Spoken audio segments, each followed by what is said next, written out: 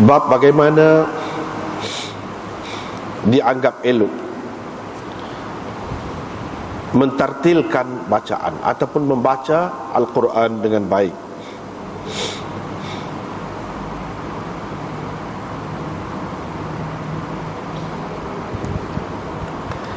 Dalam nuskha yang lain, bab istihbab at-tarassul gitu. Dan di hujung tu kaifa yustahabbu at-tartil fil qiraah, dalam nuskha yang lain fil Quran. Begitu. Maknanya bagaimana bab istihbab at-tarassul ataupun at-tartil, bab elok membaca Al-Quran dengan baik. Itulah kesimpulan tajuk. Imam Abu Dawud dengan sanadnya meriwayatkan daripada Abdullah bin Amr, katanya Rasulullah sallallahu alaihi wasallam bersabda, akan dikatakan kepada ahli Al-Quran, bacalah, meningkat naiklah, dan teruslah engkau baca dengan elok seperti mana selalu engkau baca dengan elok semasa di dunia dahulu. Kerana kedudukanmu berada di hujung ayat yang engkau baca.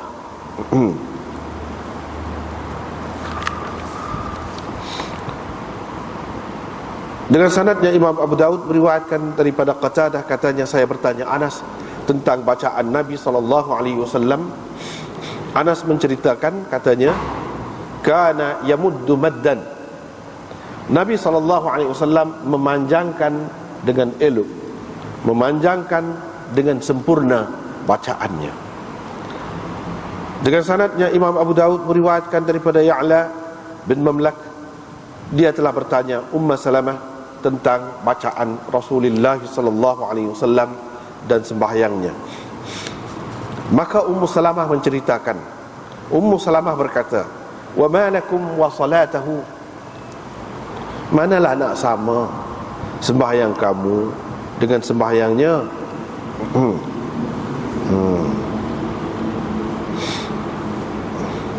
Ataupun satu lagi terjemahannya, iaitu malakum wa salatahu, manalah boleh nak bandingkan kamu, sembahyang kamu dengan sembahyangnya. Itu yang kedua. Yang ketiga terjemahannya, apa perlunya kamu tahu tentang sembahyangnya? Itu tiga terjemahan. Nabi SAW bersembahyang dan tidur selama dia bersembahyang sebelum tidurnya. Kemudian beliau bersembahyang selama beliau telah tidur sebelumnya. Kemudian tidur selama dia telah bersembahyang sebelumnya hingga ke pagi. Salamah menggambarkan bacaan Nabi SAW dengan menyatakan bacaannya itu adalah haraf demi haraf. Dengan sanadnya Imam Abu Dawud meriwayatkan daripada Abdullah bin Mughaffal, katanya, saya pernah melihat Rasulullah SAW pada hari pembukaan Mekah. Beliau ketika berada di atas untanya membaca suratul Fath dengan berlagu, wa huwa yurajja', dengan elok ataupun dengan berlagu, dengan elok pun boleh juga, wa huwa yurajja'. Dengan sanadnya Imam Abu Dawud meriwayatkan daripada Bara' bin Azib, katanya Rasulullah SAW bersabda, hiaskan Al-Quran dengan suara-suaramu. Dengan sanadnya Imam Abu Dawud meriwayatkan daripada Sa'id bin Abi Sa'id, katanya, satu lagi daripada Anas, daripada Sa'ad bin Abi Waqqas, katanya Rasulullah SAW bersabda, bukan dari kalangan kita orang yang tidak melagukan Al-Quran, orang yang tidak membaca Al-Quran dengan berlagu ataupun dengan elok bertajwid.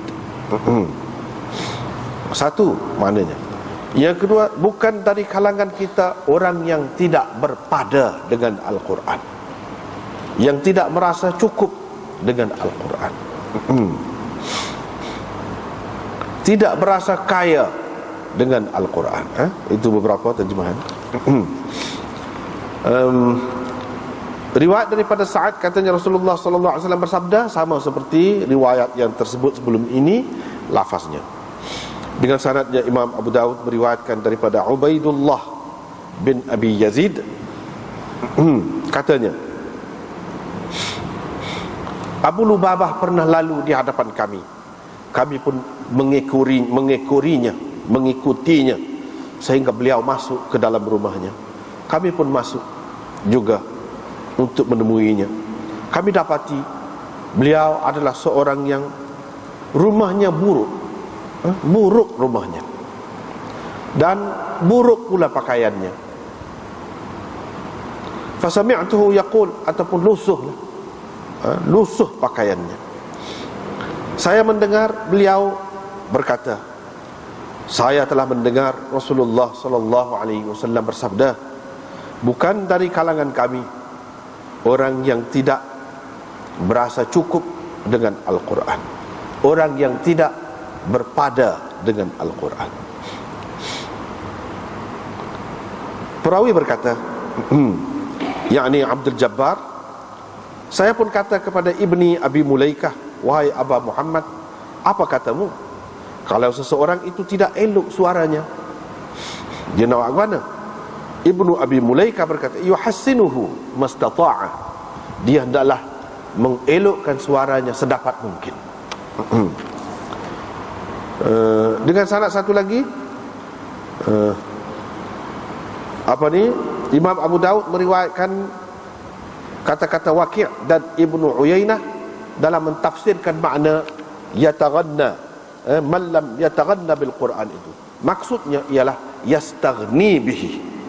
Bukan dari kalangan kita orang yang tidak berpada, tidak berasa cukup dengan Al-Quran. Itu makna yataghanna, makna yastaghni bihi. Dengan sanadnya Imam Abu Daud meriwayatkan daripada Abi Hurairah bahawa Rasulullah sallallahu alaihi wasallam bersabda, Allah tidak mendengar sesuatu seperti mana didengarinya bacaan seseorang nabi yang elok suaranya ketika dia melagukan Al-Quran ataupun membacakan Al-Quran dengan elok, iaitu dengan mengeraskan suaranya. Ini bab ancaman terhadap orang yang hafal Al-Quran kemudian lupa, kemudian terlupa, ataupun kemudian nasiyahu, melupakannya. Boleh. Riwayat daripada Sa'ad bin Ubadah, katanya Rasulullah sallallahu alaihi wasallam bersabda, tiada seorang pun orang yang mengaji Al-Quran kemudian dia melupakannya, melainkan dia akan menemui Allah pada hari kiamat nanti dalam keadaan berkusta, dalam keadaan berkusta, berpenyakit kusta.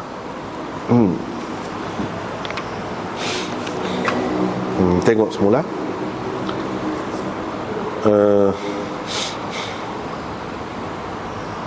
Bab bagaimanakah dianggap elok bacaan Al-Quran dengan bertajwid itu. Dalam nuskhah yang satu lagi itu lebih terang maksud dia, iaitu bab elok membaca Al-Quran dengan baik lah, dengan baik. Itu lebih terang.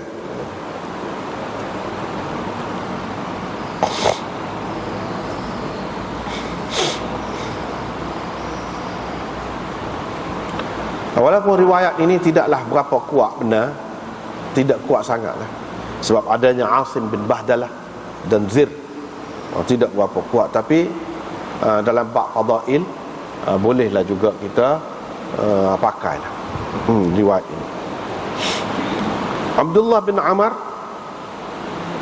yang terkenal di antara sahabat sebagai ahlul Quran, sebagai ahlul Quran, yakni orang yang suka baca Quran, dia meriwayatkan hadis ini. Dia kata Rasulullah sallallahu alaihi wasallam bersabda, pada hari akhirat nanti, di akhirat nanti, ataupun yang dimaksudkan di akhirat di sini maksudnya di dalam syurga nanti, akan dikatakan kepada orang yang mengaji Quran, sahibil Quran, kepada ahli Quran, kata apa? Kamu bacalah dan meningkat naiklah, yakni dalam ketinggian darjat, dan bacalah dengan baik, dengan elok, seperti mana kamu baca semasa di dunia dahulu. Akan dikata begitu kepada orang yang rajin mengaji Quran semasa di dunia ni. Bila dalam syurga Tuhan kata begitu, kerana darjatmu berada di penghujung ayat yang engkau baca. Nah, itu yang dikatakan kepada ahli syurga, ahlul Quran. Ramai juga ahli syurga tidak ahlul Quran. Siapakah yang dimaksudkan dengan sahibil Quran ataupun ahlul Quran di sini? Ada beberapa pendapat. Yang pertama, orang yang selalu baca Quran dan beramal dengannya. Itu maksud sahibil Quran ataupun ahlul Quran. Orang yang selalu baca Quran dan beramal dengannya. Bukan orang yang baca Quran tetapi Quran itu mengutuknya. Bukan lagu tu. Ini dalam syarah dia sebut. Apa makna Quran itu mengutuk? Maknanya dia buat tidak serupa dengan Quran ajarlah. Jadi dia melakukan sesuatu yang dikutuk oleh Al-Quran, tapi dia baca Quran. Ada juga ahli tajwid, dia kata ramai orang yang baca Quran, Quran itu duduk nak dia pasal dia tak baca dengan betul. Dia pegang dengan hadis rubba qari'il lil Quran wal Quranu yal'anuh, tapi hadis itu tidak sahih. Bahkan ramai ulama mengatakan bukan hadis itu. Itu kata-kata ulama saja, bukan hadis. Kalau kita nak ambil nak kata hadis lah juga, maksudnya Quran mengutuk dia kerana dia buat tidak serupa dengan ajaran Quran lah. Gitulah, waktu tepatlah dengan makna Quran tu tepatlah. Dari segi maknanya tidak salah lah kalau lagu tu. Ibnu Hajar dalam Al-Fatawa Al-Hadithiyah dia mengatakan hak ni khusus dengan huffaz. Sahibil Quran yang dimaksudkan di sini, ahlul Quran di sini, iaitu orang yang hafal Quran. Khusus dengan itu. Hak dikata lagu tadi itu iaitu kata kepada orang-orang yang hafal Quran. Ini kelebihan orang menghafal Quran.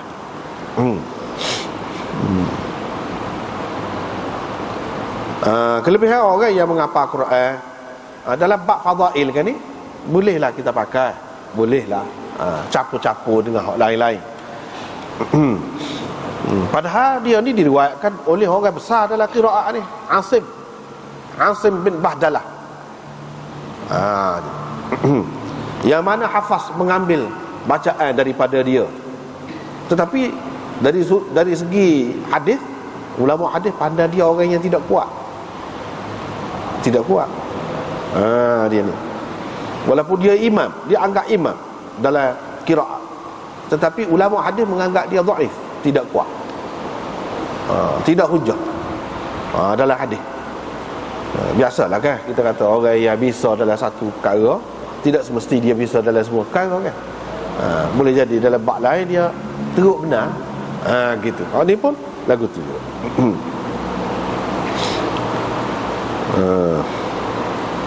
Gapo dia dikata kepada orang yang dua makna tadi, suka mengaji Quran dan beramal dengan Quran.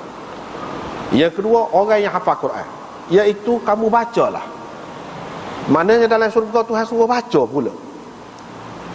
Baca tu bukan baca saja, sambil naik, meningkat dalam darjat dia. Suruh baca dengan molek lah, seperti dia selalu baca dalam dunia tu. Sebab Tuhan kenal kepada bacaan dia yang elok semasa di dunia tu, sehingga Tuhan nak dengar pula, ataupun nak suruh orang lain dengar. Hak ni hak dia kenal. Bacaan lagu ni lah yang menyebabkan orang ni jadi meningkat naik darjatnya di dalam syurga. Gitu. Suruh baca. Jadi dia pun baca. Tapi baca ni bukan sebagai suatu bebanan, bukan sebagai suatu bebanan, bukan sebagai suatu yang menyusahkan dan terikat seperti mana dalam dunia ni. Tidak lagu tu. Mana dalam dunia ni kena ada adab-adab dia kan. Ada adab dia, ada air semaya misalnya. Tidak lagu tu. Bahkan bacaan itu menjadi daging darah dia, seperti mana malaikat bertasbih. Jadi baca tu tidaklah sampai menyebabkan dia ni tak ada nak menikmati nikmat-nikmat syurga yang lain. Tak. Hak lain tu buat juga. Ni bacaan yang pelik lah, tidak serupa lah, tak boleh nak bayarkan seperti dalam dunia. Jadi begitu kata ulamanya. Satu makna dia. Yang kedua, makna dianya iaitu bacalah dan meningkat naik. Bukan nak suruh baca sengerti. Bukan nak suruh baca sengerti, tetapi dia nak ayat ini adalah hasil bacaan semasa di dunia dahulu. Dapat pahala tu. Seolah-olahnya dia duduk baca semacam, padahal dia tidak baca. Bukan masa baca dah situ. Nak ayatnya amalan dia tu berterusan, sehingga seperti dia baca juga, diberi pahala. Dalam syurga tu meningkat naik. Serupa dengan orang yang sudah jadi kebiasaan sembahyang sunat kau buat benda-benda hak dia molek tu lah, tiba-tiba dia tak boleh buat. Tuhan beri juga pahala. Hak ni pun dia bukan masa baca dah, tidak nak baca gapo sana tu. Tapi Tuhan beri juga pahala baca, padahal tidak ada apa-apa bacaan. Seperti mana setengah-setengah ulama seperti Maulana Anwar Shah Kashmiri dalam menjelaskan hadis, iaitu Nabi duduk semaya dalam kubur. Nabi tidak mati. Wa nabiyullahi fi qabrihi qa'imun yusalli. Nabi Allah tu di dalam kubur dia tu berdiri duduk semaya. Apa makna? Dia kata bukan makna duduk cacat bangun semaya gitu. Bukan makna gitu. Maknanya pahala dia semaya tu kan oleh kerana hidup sangat, oleh kerana segar sangat, bermutu sangat, pahalanya itu berpanjangan, sehingga dia masuk dalam kubur tak ada semaya pun supa semaya. Supa semaya, dia dapat pahala. Dia dapat ganjaran tu, ganjaran supa semaya, supa dia hidup tak ada beza. Padahal tidak semaya dah dalam kubur tu, tak ada dah semayanya. Nak semaya lagu mana? Duduk terbaring gitu sempit dalam liang lahak, nak bangun cacat lagu mana? Tak timbul masalah tu. Ini satu takbir, kata dia, satu ibarat dalam hadis banyak kita dapati lagu ni. Kalau faham kaedah tu mudah, banyak perkara, banyak tempat mudah. Misalnya di sini dia suruh baca, sebenarnya tidak ada baca, tidak ada, bukan masa baca dah, tetapi diberikan pahala kepada dia seperti dia membaca atas dasar Allah SWT suruh. Supaya dalam dunia dulu, apa yang kita baca Quran, dan muka Tuhan suruh warattilil Qur'ana tartila, kita baca dengan baiklah. Hak ni pun dalam syurga tu, baca dengan baik, bukan makna baca, pahala tu diberi kepada dia. Pasal apa? Pasal benda ni semasa hidup dia jadi daging darah, sebati benar dengan dia, mesra benar dia dengan Quran ini, seperti mana Nabi mesra dengan sembahyang.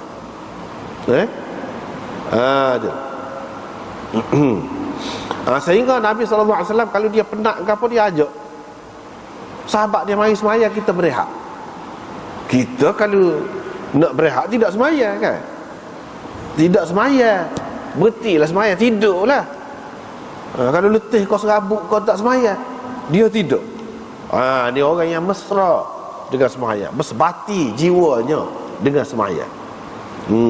Yang ni sehingga dia kata arihna biha ya Bilal. Rehat. Mari kita berehat dengan semaya ni wahai Bilal. Rehat. Rehat tu dengan semaya, bukan dengan berhenti semaya. Nak royak keadaan orang yang mesra ataupun bersebati jiwanya dengan sesuatu amalan itu. Begitulah juga dengan orang yang bersebati jiwanya dengan Al-Quran. Dan biasanya orang yang lagu ni lagu mana? Dua, iaitu orang yang betul-betul yakin dengan Quran. Dan dia tak ada hak lebih molek daripada Quran. Hak lebih baik, lebih bermakna, lebih berfaedah. Apa yang dibaca ni, benda yang dibaca lebih daripada Quran tak ada. Lepas tu baca tu nak amal lah. Nak amal, yakin boleh pahala hak kita baca. Itu sejenis. Selagi hak ngapa Quran, dia akan baca semua. Jadi baca tu nak cerita di sini, darjat dia tu tidak akan berhenti. Dia tidak akan berhenti meningkat naik semua. Sebab apa?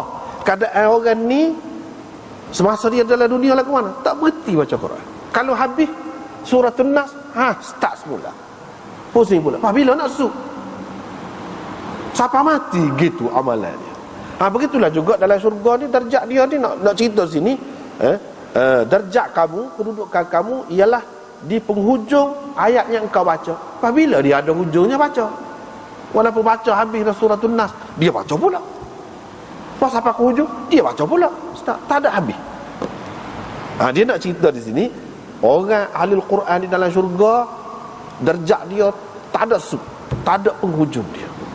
Seperti mana tidak ada hujung bagi bacaan Al-Quran dia semasa di dunia. Itu dia nak ayatnya. Bila tak ada hujung, mana meningkat semua lah. Meningkat semua, lebih semua. Kau naik, kau istimewa. Ini adalah kerana kelebihan Al-Quran itu. Lepas tu riwayat daripada Anas, Qatadah tanya tentang bacaan Nabi SAW. Dia kata, kana yamuddu maddan. Nabi SAW memanjangkan bacaannya dengan sempurna. Tempat mana panjang tu ada mat tu, dia mat molek. Mat molek. Tidak kata tak tukalu baca, tak lah. Dia baca tu dengan ada kaedah dia. Dalam riwayat Bukhari tersebut, ini riwayat Qatadah juga, dia kata Anas pernah ditanya, kaifa kanat qira'atun Nabi sallallahu alaihi wasallam, bagaimana bacaan Nabi sallallahu alaihi wasallam? Anas jawab, dia kata kanat maddan, bacaan Nabi sallallahu alaihi wasallam itu panjang. Thumma qara'ah, panjang lagu mana? Supaya dalam riwayat ini dia kata baca panjang dengan sempurna. Dia baca dengan sempurna. Lagu mana? Dia apa baca? Anas baca Bismillahirrahmanirrahim. Gitu. Dia baca gitu. Mana dia panjangkan yamuddu, dia panjangkan bismillah, lam Allah tu. Wa yamuddu birrahman, mim ar-rahman itu. Wa yamuddu birrahim, dan ha pada ar-rahim itu. Itu mat. Bismillahirrahmanirrahim. Dia baca gitu. Tidak kata tempat mat tu tidak ada mat. Tak. Tempat ada mat lah. Sesuai dengan mat tu, mat apa dia tengoklah. Gitu. Hafiz Ibn Hajar berkata, dia matkan lam pada sebelum ha jalalah, lafzul jalalah, dan mat mim sebelum nun pada ar-rahman, dan mat ha pada ar-rahim. Itu ha sebelum ya. Begitulah. Jadi hak ni orang panggil mat asli. Mat asli. Tu hak paling rekah lah tu. Lepas tu mat tu banyaklah pula. Mat itu mat asli, mat munfasil, muttasil, gapo semua tu dalam tajwid lah. Sini pun dia ada sebut sikit dalam syarah tu. Tak perlulah kita bacanya. Kemudian riwayat daripada Ya'la bin Mamlak, dia tanya Ummu Salamah, tentang bacaan Rasulullah sallallahu alaihi wasallam dan sembahyang. Lagu mana Rasulullah mengaji Quran? Lagu mana Rasulullah sallallahu alaihi wasallam sembahyang? Ummu Salamah pun kata, "Wa ma lakum wa salatahu? Wa ma lakum wa salatahu?" Tadi kita terjemah beberapa terjemahan kan. Salah satunya, nak gaponya dengan semaya dia nya. Nak gapo dengan semaya dia nya. Kalau mu tahu, mu tak akan sapa juga maknanya. Tahu saja. Tak akan sapa juga kepada hakikat semaya dia tu, bacaan dia tu. Sempurna sangat nak ayatnya. Satu lagi makna dia, manalah nak sama sembahyang kamu dengan sembahyangnya, tak sama. Boleh royak tu tapi tak sama ke mana-mana. Sebab tu kita tengok mana-mana ada kitab Badlul Majhud ni boleh tengok. Wa ma lakum wa salatahu. Wa fi riwayat Ahmad ma lakum wa li salatihi. Gitu. Ini dalam riwayat Abu Daud, wa ma lakum wa salatahu. Dalam riwayat Ahmad, Imam Ahmad dalam musnad dia, ma lakum wa li salatihi. Tak ada maknanya waw sebelum ma dan ada lam sebelum solah. Ada lam sebelum solah. Tibi berkata, wa ma lakum atfun ala muqaddar. Kalau kita baca supaya riwayat Abu Daud ini ada waw sebelum ma. Wa ma lakum, waw ini ataf kepada sesuatu yang muqaddar, yang ditakdirkan, yang diandaikan adanya, sebenarnya ada. Takdirnya lagu mana? Gini, ma lakum wa qira'atahu wa ma lakum wa salatahu. Itu maksudnya. Manalah nak sama bacaan kamu dengan bacaannya, dan manalah nak sama sembahyang kamu dengan sembahyangnya. Gitu. Jadi waw tu waw ataf tu, bukan saja tu ada. Waw ataf kepada sesuatu yang muqaddar. Yang muqaddar tu apa dia? Ma lakum wa qira'atahu. Ada ni wa ma lakum wa salatahu. Jadi sepatutnya kena ada sesuatu hak lain. Sesuatu hak lain tu ma lakum wa qira'atahu lah. Lepas tu wal waw fi qawlihi wa salatahu. Waw pada kata Nabi wa salatahu ni bermakna ma'a. Orang panggil waw ma'iyah. Dalam nahwu ni orang panggil waw ma'iyah. Sebab tu kita terjemah, mana nak sama sembahyang kamu dengan sembahyangnya, dengan sembahyangnya. Maksudnya, ma tasna'una ma'a qira'atihi wa salatihi. Apa kamu nak buat dengan bacaan dan sembahyangnya? Apa kamu nak buat? Mana kamu tak akan sampai ke tahap dia dalam bacaannya dan dalam sembahyangnya. Kalau aku ayat pun, ada ayatnya hebat, istimewanya.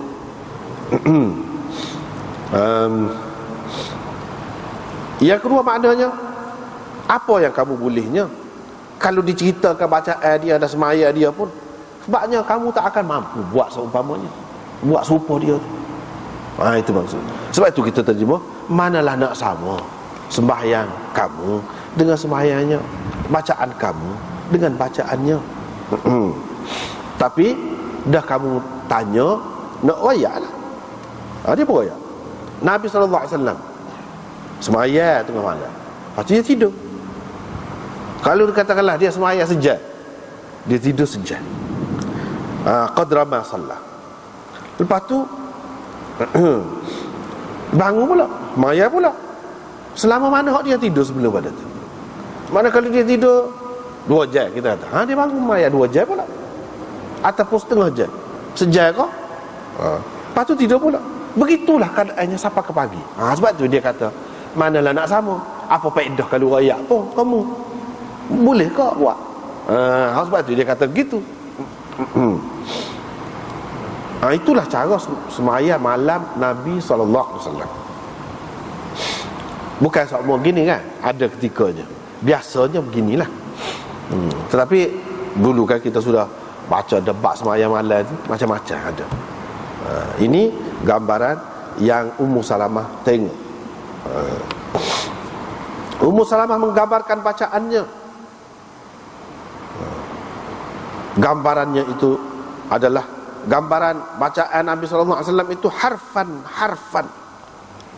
haraf demi haraf. Jadi Nabi sallallahu alaihi wasallam membaca haraf demi haraf dengan sempurna sebutan tiap-tiap haraf itu. Tegas, jelas, makhrajnya molek lah, penuh molek. Tidak kata tak apa butir hujung nun kau gapo, misalnya kita kata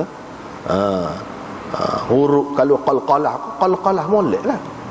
Tidak tak tahu mana tu dak baca tu molek sebutan dia. Itu satu makna. Yang kedua, haraf tu dengan mana harfan tu, haraf demi haraf itu maknanya jumlah demi jumlah, ayat demi ayat. Dia baca haraf di sini dengan makna ayat, mana ayat demi ayat. Berarti Nabi SAW tu baca dengan bacaan yang sempurna. Dia berhenti di tempat yang patut berhenti, iaitu biasanya apabila ayat itu sempurna, satu-satu ayat. Misalnya kita kata Bismillahirrahmanirrahim, Alhamdulillahi Rabbil Alamin. Selesai ayat gitu. Dia baca gitu. Tidak kata baca semua sekali selalu sambung-sambung gitu. Walaupun ada juga dia ajar begitu. Ummu Salamah menceritakan hak dia dengar, hak dia tengok Nabi SAW baca dalam sembahyang malam dia tu lagu mana? Lagu tu bacaan. Walaupun bila kita belajar kan, ada hak wasal, ada hak wakaf, macam-macam hak tu pun boleh juga. Tapi Nabi SAW baca ni molek. Sebab dia tidak berhenti kosi, tidak berhenti kosi, tidak kata berhenti sebab tu dia kena belajar juga tajwid itu pun. Dan tajwid ni tidak akan dapat molek kalau orang tu tak erti bahasa Arab, molek tak erti nahwu, tak boleh lagi. Sebab apa? Boleh jadi dia akan berhenti tempat mudhaf misalnya, lepas tu dia sambung dengan mudhafun ilaih, tak boleh, salah lagu tu. Lailatul Qadri, lepas tu dia ambil Al-Qadri khairun min alfi syahr, tak boleh lagu tu, salah, dosa baca lagu tu. Kena Lailatul Qadri, Lailatul tu mudhaf, Al-Qadri mudhafun ilaih. Kena sekali lagu tu, tak boleh berhenti pada Lailah tu, lepas tu Al-Qadri khairun min, tak boleh lagu tu. Nabi SAW tak baca lagu tu. Dia baca tu tidak semesti satu-satu ayat. Kalau tidak satu ayat pun dia berhenti tu, tempat berhenti tu molek, tidak jadi punah makna, tidak jadi rosak makna dia. Sambung tak tu kalau dak, tidak lagu tu. Dengan sebab itu dia perlu kena ambil kira lah, dari segi kaedah tajwid ke apa tu, kena ambil kira. Tempat ni tak boleh berhenti, kalau berhenti jadi salah makna ke apa, tu kena ambil kira lah. Itu makna harfan.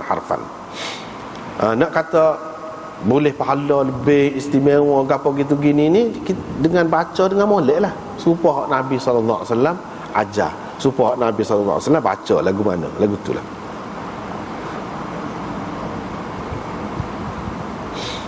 Riwayat daripada Abdullah bin Mughaffal katanya, saya lihat Rasulullah SAW pada hari pembukaan Mekah, ketika dia berada di atas untanya membaca suratul Fath sambil dia berlagu atau baca dengan elok. Baca berlagu ni bukan makna ikut lagu, ikut rentuk, ikut dah buat kod sedak, sesuai dengan tajwid lah, sesuai dengan kaedah dia. Dia baca dengan tarjih. Dengan tarjih tu dengan mengulangi haraf, setengah-setengah haraf yang dibacanya itu. Itu maknanya yurajjih, asal makna dia. Tapi di sini makna baca dengan elok, baca dengan elok. Dalam riwayat yang lain disebut iaitu riwayat Abdullah bin Mughaffal yang lain disebut, Abdullah bin Mughaffal sebut gitu. Maknanya alif tu tidak tak, tapi Apa maksud dia? Maksudnya tempat mat panjang tu kan, dia bunyi beralun gitu suara dia. Beralun suara dia. Misalnya kita kata walladzina ma'ahu asyidda, panjang. Ruhama, gitu. Panjang gitu. Lepas tu beralun. Kalau orang baca sedap tu, dia boleh turut lah, jadi molek lah bacaan dia tu. Jadi hak tu lah dia kata tu panjang lah, baca panjang. Dia tempat yang panjang dan beralun suara dia tu. Ulama mengatakan sebabnya jadi gini ni, jadi beralun suara dia tu, jadi bergetar suara dia tu. Apa? Ada yang mengatakan kerana dia duduk atas unta tu jalan tu jadi kocok. Hak tu jadi bergetar suara dia tu gitu tu. Tapi ramai ulama kata tak sesuai tu, bukan lagu tu maksud dia sini nak ayat hak tu dak. Hak sebenarnya dia isbahkan mat. Yakni dia memanjangkan mat pada tempatnya. Maka berlakulah begitu. Ada juga orang yang jenis baca betul kan, betul tak apa sedap. Orang jenis baca beralun-alun atau bergetar-getar, ada tempat-tempat yang sesuai itu, ini lebih menarik. Lebih menarik. Sebab apa? Sebab di sini Abdullah bin Mughaffal dia kata, kalau tidak sabit orang akan berkerumun di sini, ramai di sini ni, kata dia la qara'tu lakum bidzalikal lahan, aku akan baca, kata dia. Supaya Nabi baca tu, tapi takut orang mari ramai pula, kata dia. Kalau baca belagu pula kan. Dia nak royak gambaran. Maknanya dia ni bukan duduk atas unta ketika dia royak ni. Maknanya tidak sabit bergetar tu atas unta tu, duduk berjalan. Tidak sabit tu. Memang bacaan tu gitu. Itu maksud tarjih ataupun baca dengan baik di sini. Bukan mengikut merentak lagu mana-mana hak luar, tidak. Dia sesuai dengan hak Nabi SAW ajar. Itulah.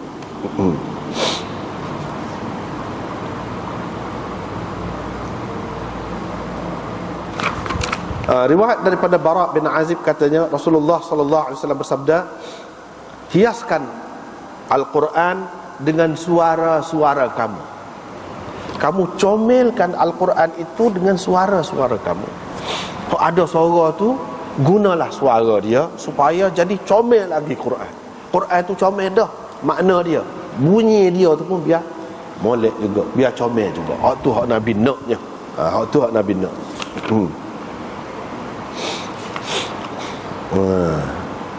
Setengah-setengah ulama mengatakan hadis ini maklub, hadis yang berputar, musing. Sepatutnya zayyinu aswatakum bil Quran. Gitu. Zayyinu aswatakum bil Quran. Kamu hiaskan suara-suara kamu dengan Al-Quran. Comel suara kamu tu, kalau kamu ni ada suara molek, biar sedap tu sedap dengan Quran, bukan sedap dengan lagu lain. Gitu. Kedua-duanya boleh pakai. Satu, kalau orang tu ada suara sedap, Quran ni molek, dia kena comel lagi Quran itu dengan bacaannya yang sedap, dengan suara dia yang sedap. Yang kedua, suara kita ni baru jadi comel sebenarnya, baru ada makna, ada nilai di sisi Allah apabila kita lagukan Al-Quran, apabila kita baca dengan suara yang indah tu Quran. Jadi suara kita tu jadi comel di sisi Allah. Kalau tidak comel di sisi Allah, nyanyi koksi, tidak jadi comel, boleh mendatangkan dosa pula. Sebab apa? Sebab tidak comel di sisi Allah. Jadi hak ni maksudnya nak suruh comel suara kamu dengan apa dia? Dengan Quran, bukan dengan benda lain. Mana kalau nak berlagu-lagulah dengan Quran, bukan dengan benda lain. Maksudnya gitu.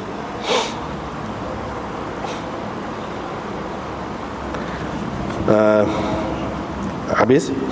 Seterusnya riwayat daripada Sa'ad bin Abi Waqqas dan sanad dia tu ada berbeza-beza. Ada yang mengatakan riwayat daripada Sa'id bin Abi Sa'id. Kalau riwayat daripada Sa'id bin Abi Sa'id, maknanya riwayat ini adalah riwayat mursal. Tetapi kalau riwayat daripada Sa'ad bin Abi Waqqas, maka riwayat ini adalah riwayat marfu'. Yani sebab Sa'ad bin Abi Waqqas tu sahabat, dia dah dengar daripada Nabi sallallahu alaihi wasallam. Tapi kalau Sa'id bin Abi Sa'id, dia tak dah dengan Nabi sallallahu alaihi wasallam. Maknanya riwayat ini ada dua bentuk lah. Ada yang mursal, ada yang marfu'. Itulah rekah ceritanya. Kalau nak panjang, dia panjang pula lah. Sini dari segi riwayat ni gini-gini beza. Anak murid live tu hak ni riwayatkan lagu ni, hak ni riwayatkan dalam ingatan dia gini, tapi dalam catatan dia lagu lain. Seperti kata Qutaibah, tok guru kepada Imam Abu Daud, dalam kitab saya memang daripada Sa'id bin Abi Sa'id, tetapi tadi dia telah riwayatkan daripada Sa'ad bin Abi Waqqas. Maknanya ingatan dia dengan hafalan dia, dengan tulisan dia tu, catatan dia tu tidak serupa. Tidak serupa. Lagu mana nak pakai, itu panjanglah perbincangannya dalam ilmu hadis. Kalau perawi lagu mana nak pakai. Dengan sebab itulah Imam Abu Daud dia mari beberapa orang tu guru dia ni. Mana kalau mungkin kita nampak ada kelemahan di sini, ditampung kelemahan itu oleh perawi yang lain. Walau bagaimanapun dia mari hak mula-mula tu, hak lebih kemahnya iaitu hak Sa'ad bin Abi Waqqas. Dan kalau riwayat ini adalah riwayat yang marfu' sampai kepada Nabi sallallahu alaihi wasallam. Apa kata Nabi sallallahu alaihi wasallam? Iaitu bukan dari kalangan kita orang yang tidak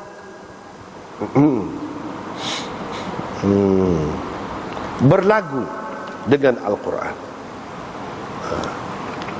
Riwayat satu lagi supaya tu juga daripada Sa'ad, supaya tadi juga. Orang yang tidak berlagu dengan Al-Quran. Mana tidak berlagu ni, tidak baca dengan bertajwid, dengan tartil. Itu hak tepatnya, semua terima kalau hak tu. Maksud lagu tu. Lepas tu kalau lagu ni tu hak kemudian. Lagu hak sebenar yang dimaksudkan di sini iaitu sesuai dengan tajwid dan tartil yang Nabi sallallahu alaihi wasallam ajar. Mengikut kaedahnya. Waktu itu maksud berlagu. Dengan sendirinya dia jadi berlagu. Dan berlagu setara tu cukup dah. Kalau nak kira, orang panggil berlagu dah lah tu. Tidak mesti jadi tukar lagu. Tidak semesti jadi tukar lagu, jadi qari sahur benar tu. Tak, waktu tu tidak mesti gitu. Hak biasa ni pun kalau baca mengikut tajwid molek, mengikut kaedah molek, dia sudah berlagu, dia tu orang panggil. Bukan maksud lagu ni cara letak gini nah, pekuk lingo dah. Tidak lagu tu, tak mesti gitu.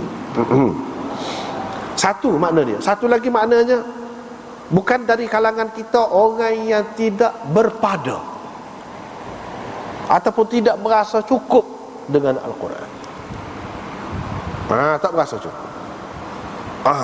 Hak ni ramai ulama terima ni. Makna ni. Kebanyakan ulama terima hak ni.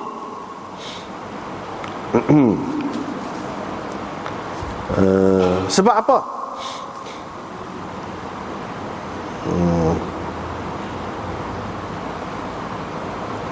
Pada muka surat 310 cuba kita tengok. Man lam yataghanna bil Quran. Dia mari beberapa makna. Aw lam yastaghni bihi an ghairihi. Ataupun tidak berasa cukup dengannya. Tak perlu dah kepada hak lain. Ada beberapa makna.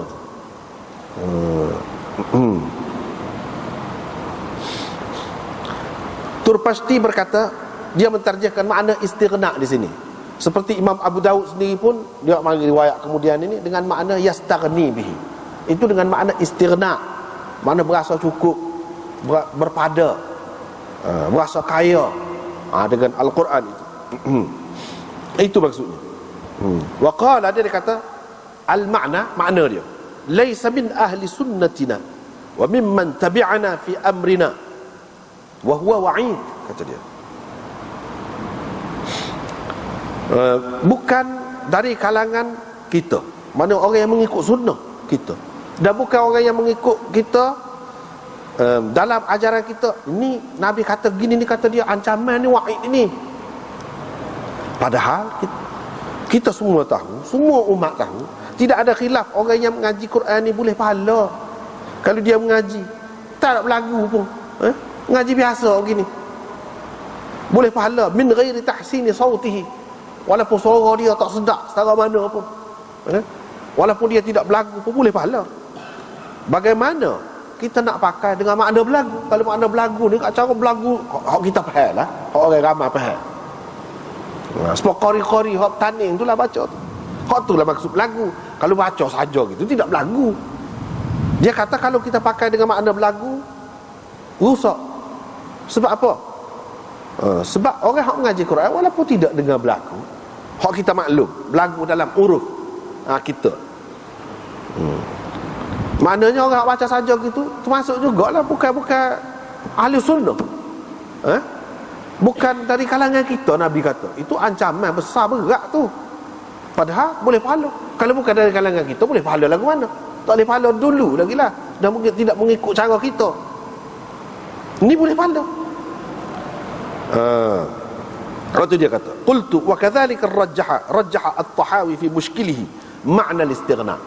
Begitu juga Imam Tahawi dalam Mushkilul Athar, dia kitab dia mentarjihkan makna istighna. Man lam yataghanna bil Qur'ani, man lam yastaghni bil Qur'an, iaitu orang yang tidak berasa cukup dengan Quran.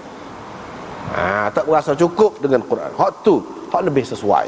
Barulah munasabah nak Nabi ancam kata bukan dari kalangan kita. Sebab apa? Kalau maksud lagu tadi tak munasabah. Tetapi kita kena ingat, boleh juga dengan makna berlagu, tapi bukan berlagu seperti yang difaham dalam uruf kita. Berlagu tu maksudnya bukan dari kalangan kita, orang yang tidak baca Quran mengikut kaedah, mengikut tajwid, berdasarkan tajwid. Itu maksud berlagunya. Walaupun tidak berlagu, orang kata tidak berlagu, kalau baca mengikut tajwid sudah berlagu dah lah tu. Kalau pakai lagu tu boleh juga, tapi janganlah difaham berlagu tu dengan makna orang ramai faham. Berlagu ni bacanya maksudnya baca mengikut tajwid, mengikut kaedah yang digariskan oleh ulama-ulama kita. Gitu maksudnya. Tak apa, boleh pakai kedua-duanya.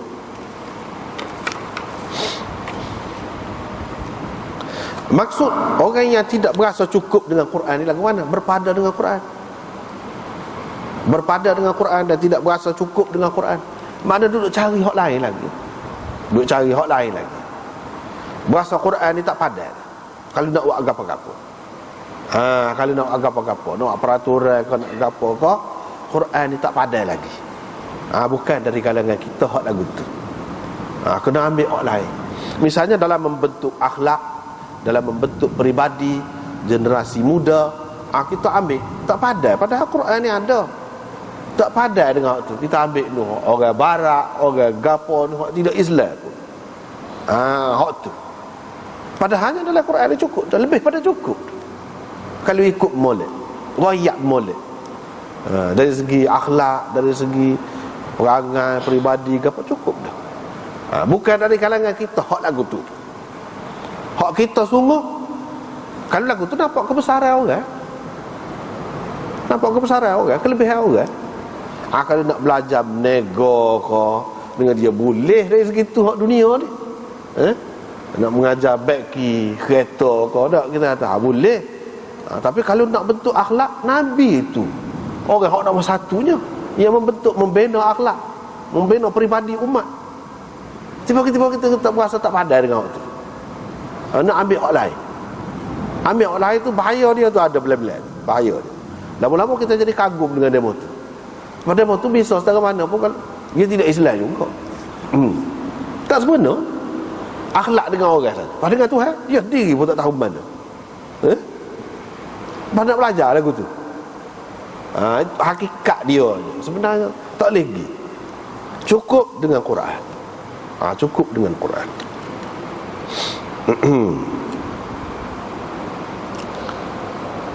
Lepas tu bukan dari kalangan kita tu dengan makna tidak Islam. Siapa tidak Islam pun boleh jadi. Hak tadi lebih kurang gitu je. Kalau dari segi akhlak tu bukan dari kalangan kita, sebab kita tengok sahabat yang hebat-hebat yang telah membentuk sejarah, mencipta sejarah, dia ikut apa? Tak ada benda lain, Quran. Dia ikut apa? tak ada benda lain selain daripada Quran. Lepas tu kita nak ikut sana sini pun jadi gapo? Jadi apa juga. Itu maknanya kita lupa hakikat sebenarnya. Hakikat sebenarnya. Dan boleh jadi sampai ke peringkat laisa minna tu bukan dari kalangan kita tu, tidak Islam. Mana kalau menganggap Quran ni tak padan. Undang-undang kalau nak buat kena undang-undang orang kafir, hak kafir buat. Tidak berpada dengan Quran. Hak nu kena ambil hak ni sikit-sikit ambil hak mana perlu. Hak mana kita berasa molek, kita berasa sesuai. Hak tidak berasa sesuai kita tak sepakat. Bahkan kita tuduh, kita kata macam-macam pula. Tak majulah, mundurlah, balik ke zaman, untalah, macam-macam kita kata. Kalau lagu tu laisa minna tu maknanya laisa min ahli millatina, bukan orang Islam. Kena mengucap semula tu kalau lagu tu. Rosak dah tu akidah. Tak boleh. Dia kena pada dengan Quran. Cukup dah. Hak tu cukup dah. Cuma dari segi teknikal tu boleh lah. Hak semasa, tumpai pengalaman orang dari segi tu. Hak sebenarnya situ. Tak boleh pergi dah. Itu makna berpada dengan Al-Quran.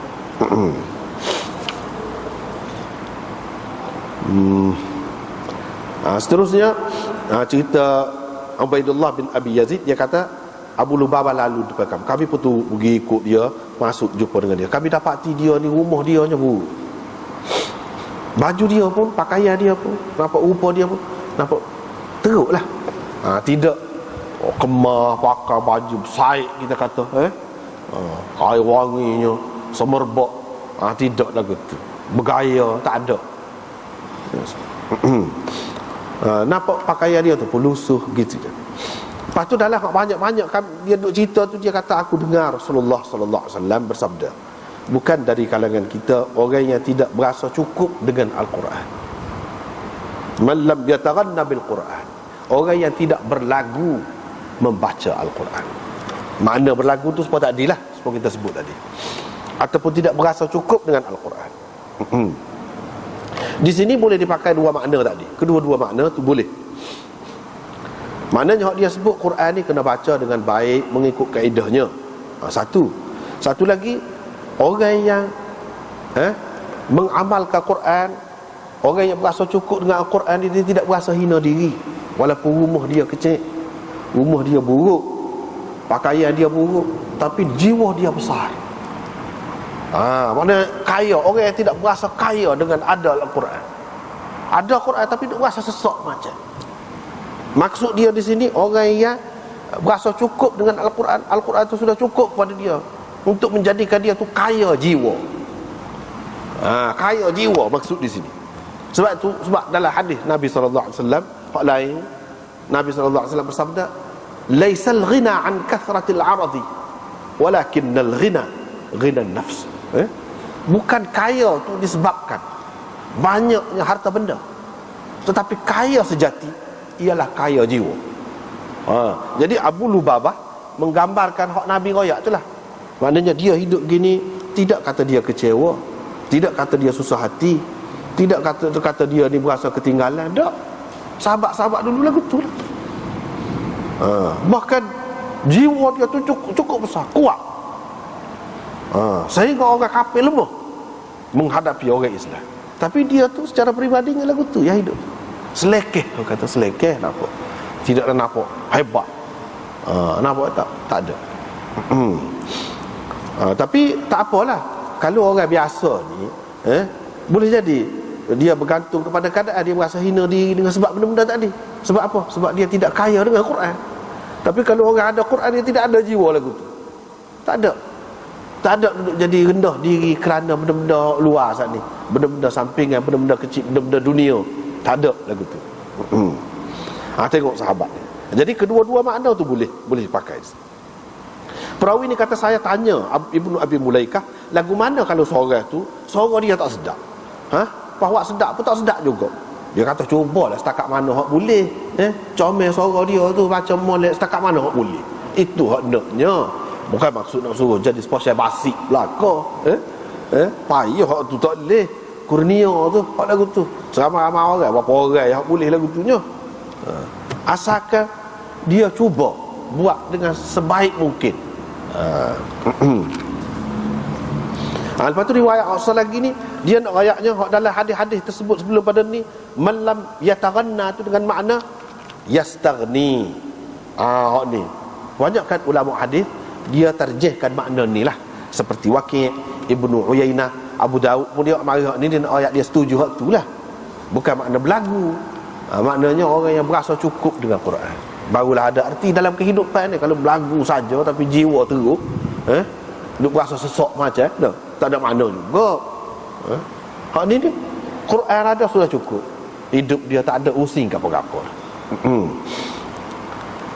Itulah makna yang dipilih oleh ulama-ulama hadis. Walaupun ulama tajwid dia kata yataghanna dengan makna berlagu, tidak salah sebenarnya, boleh juga hak tu. Dan makna asal yataghanna tu makna gitulah, makna berlagu. Tapi berlagu situ bukanlah makna berlagu tu ikut sera. Berlagu tu maksudnya mengikut tajwid. Bahkan di sini kalau kita tengok muka surat dalam syarah ni 313. Yataghanna bil Quran, Azhari berkata, kita pakai yataghanna man lam yataghanna bil Quran dengan makna istighna itu silap, kata dia, dari segi bahasa. Dia ahli bahasa, Azhari. Dia kata silap sebab taghanna yataghanna makna berlagu, bukan taghanna yataghanna itu dengan makna istighna, makna berasa cukup, berasa kaya, berasa pandai. Dak intaha, habis. Tetapi silap dia. Azhari saat ni, ahli lughah saat ni, dia kata lagu tu silap sebab dari segi bahasa tidak, yataghanna tu tidak dengan makna yastaghni itu silap. Sebab apa? Dalam An-Nihayah ni kamus hadis yang terkenal daripada dulu, orang guna hak tu lah, karangan Ibnul Athir, kamus hadis An-Nihayah. Dia kata rajulun rabataha taghanniyan ay istighna'an biha an talab minan nas, wa man lam yataghanna bil Quran ay man lam yastaghni bihi an ghairihi, wa fil qamus taghannaitu istaghnaitu. Mana dia? Tu. Dia main bahasa lah, sama-sama lawan bahasa. Dalam kitab Nihayah, hak tu memanglah ahli bahasa lah, boleh buat kaum hadis ni, bukan memain.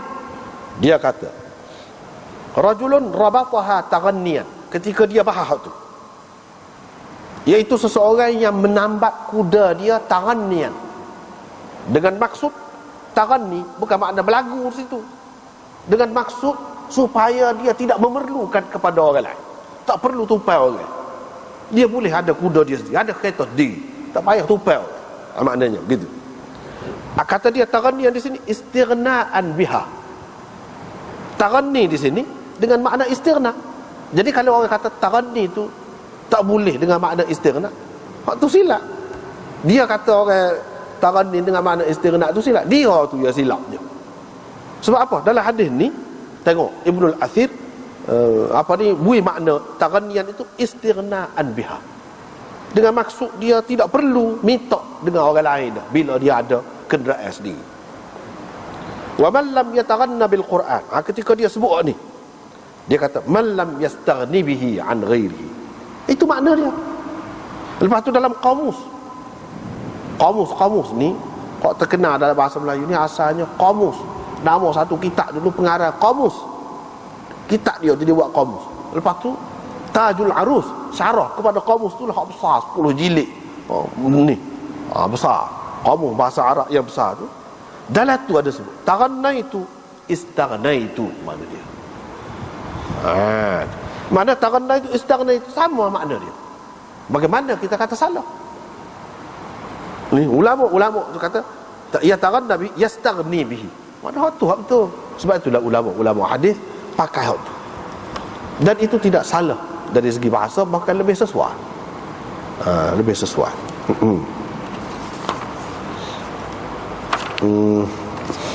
Nampaknya sekat itulah dulu. Wallahu a'lam.